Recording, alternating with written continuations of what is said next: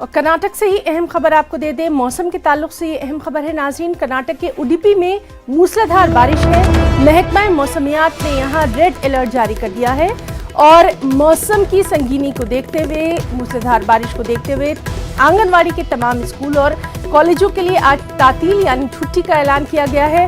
सबसे अहम सयाह यानी जो टूरिस्ट हैं और जो माहीगीर हैं, उनसे साहली इलाकों का रुख न करने की इंतजामिया ने अपील की है। तो कर्नाटक के उडुपी से ये खबर, जहां मूसलाधार बारिश की वजह से आम जिंदगी दरहम बरहम है। महकमा मौसमियात ने बाकायदा यहाँ रेड अलर्ट जारी कर दिया है।